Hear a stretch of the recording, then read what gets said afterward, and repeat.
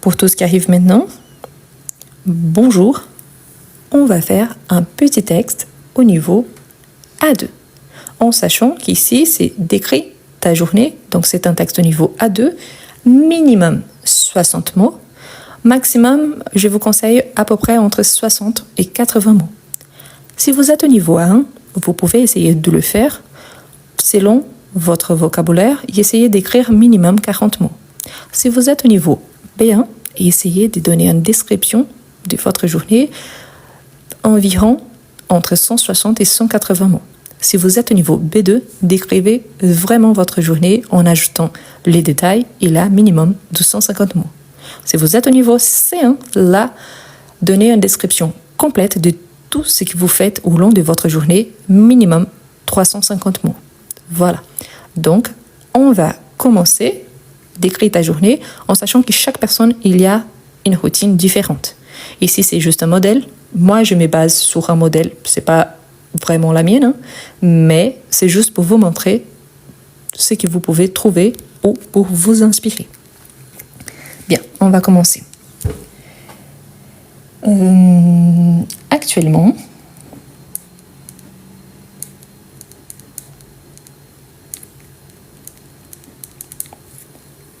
je me lève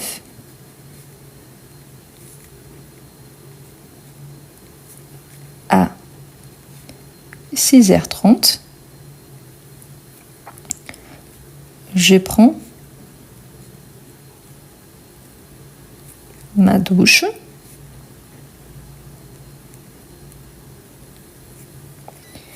Et je me prépare. Je me prépare ici, c'est la partie de s'habiller, si c'est une femme ou un homme, hein, se maquiller, s'habiller en général. Donc tout ça, c'est où je me prépare. Ensuite, je prends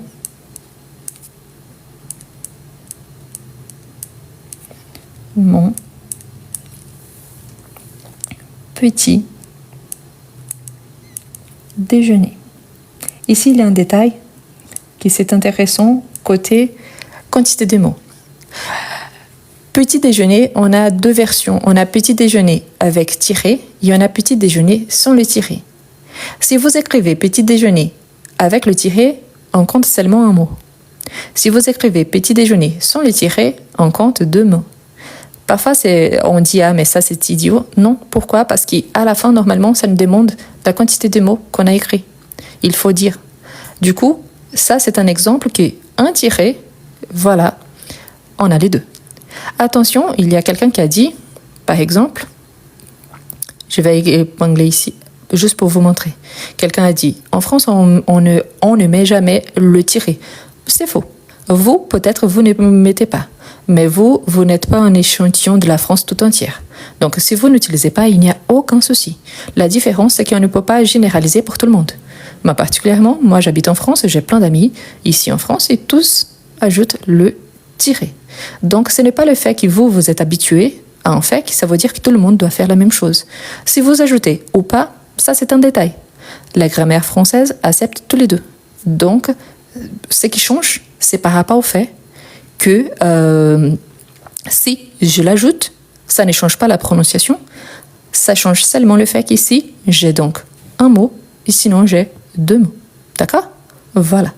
Donc, attention, parce que le fait qu'on prend toujours pour une généralité, le fait d'être rare ne signifie pas que ça n'existe pas. OK? On continue. Donc, actuellement, je me lève à 6h30, je prends ma douche et je me prépare. Ensuite, je prends mon petit déjeuner.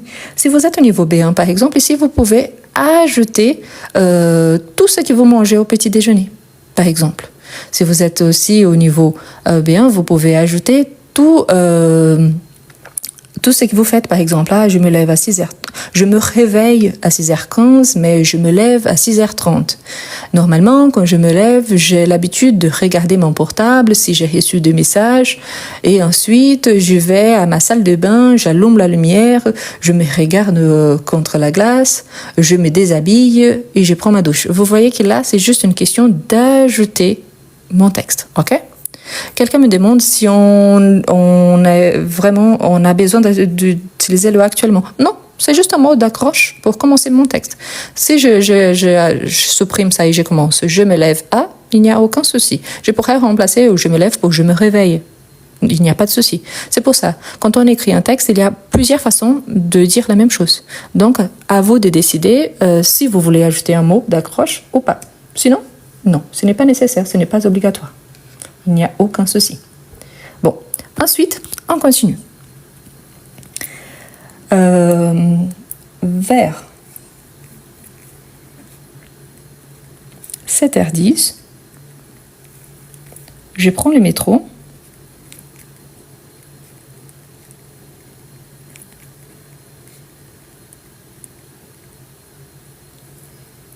pour aller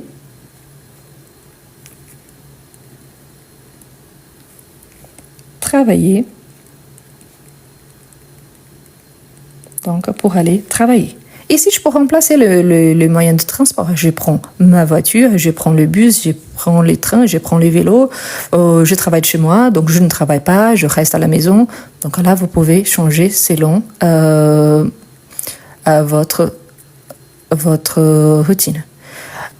Vers 7h10, je prends le métro pour aller travailler. Donc, pour aller à mon travail, pour aller au bureau, pour aller à l'école. Donc là, vous allez ajouter selon ce que vous faites au quotidien. Ensuite, on a à midi.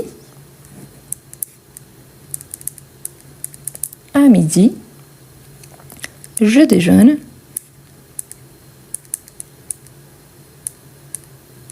avec mes collègues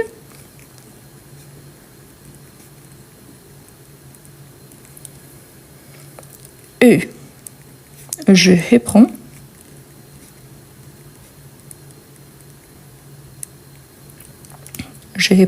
mon travail vers 13h30. Donc ici, je parle de la pause déjeuner et là, je parle de ce que je fais pendant ma pause. OK? Ensuite, on a, après les boulots,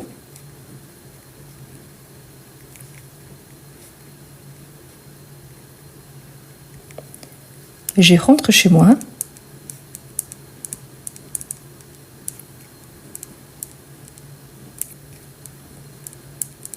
vers 18h.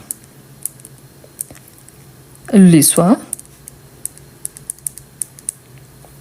je prépare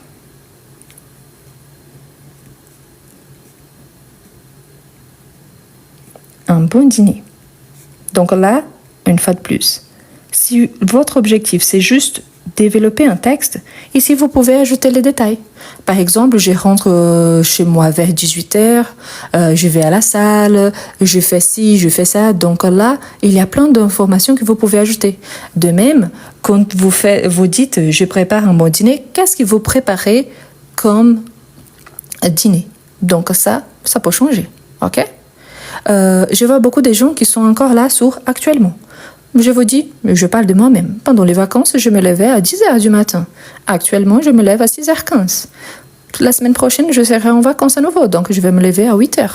Donc, oui, actuellement, je me lève à 6h30. Je vous rappelle toujours que quand il s'agit d'un texte, j'ai la liberté de choisir les mots que je vais utiliser. Donc, je peux commencer par actuellement parce que c'est ma réalité. Et oui, je peux utiliser les mots boulot pour éviter la répétition du travail, parce que j'ai déjà utilisé travailler et travail ici. Oui, je sais que c'est un texte, c'est un mot informel, sauf que c'est un choix, car mon texte, il est informel. Donc, décris ta journée. Attention, boulot, c'est un synonyme de travail. Oui, c'est beaucoup plus informel, mais ce n'est pas interdit parce que mon texte, il me permet d'écrire. Actuellement, parce que c'est ma réalité, il y a des gens qui pourraient dire la semaine dernière, je me levais à 8h, mais actuellement, je travaille, donc je me lève à 6h30. C'est une possibilité. D'accord? Bon, on continue. Et là, donc, parfois,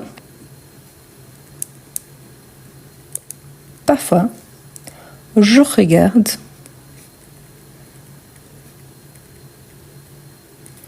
un film avant de dormir. Il y a certaines personnes qui aiment bien soit jouer, soit regarder des vidéos TikTok, soit lire. Donc, vous pouvez ajouter ici l'activité que vous faites les soirs avant de dormir. Moi, j'aime bien regarder la télé, donc je regarde la télé avant de dormir.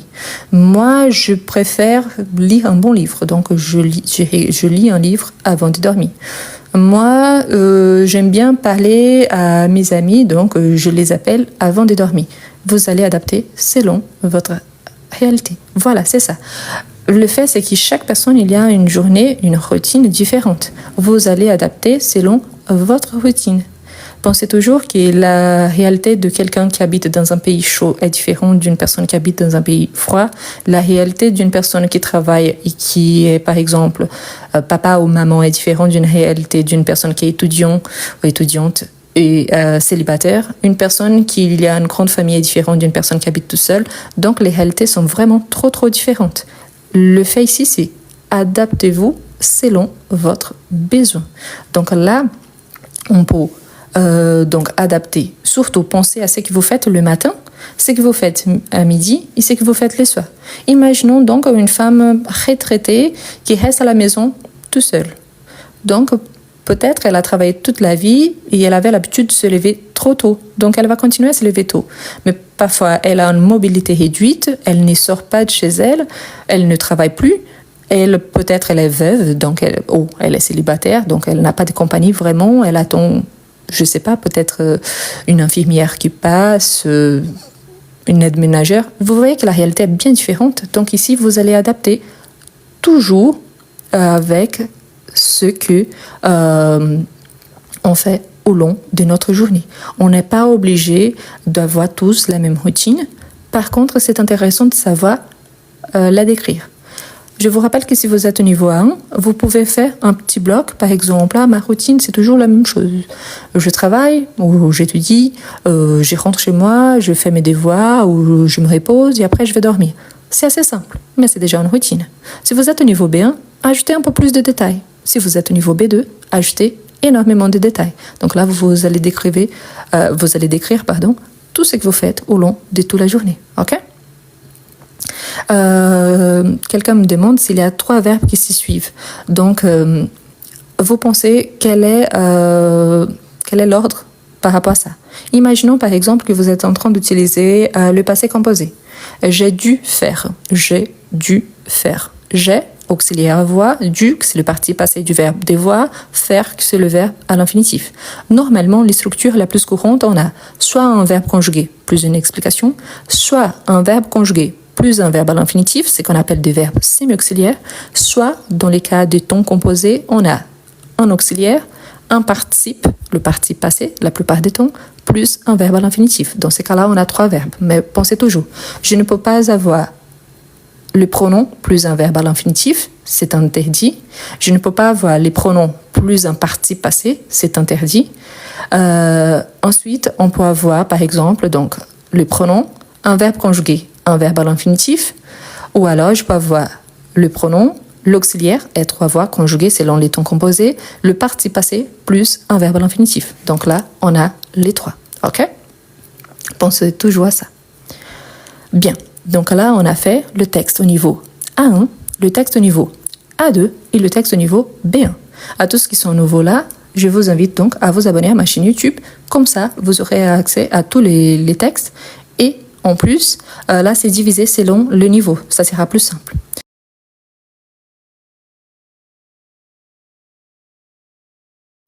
Est-ce que vous avez des difficultés à écrire en français? Est-ce que vous êtes capable de comprendre, mais vous n'arrivez pas à bien écrire?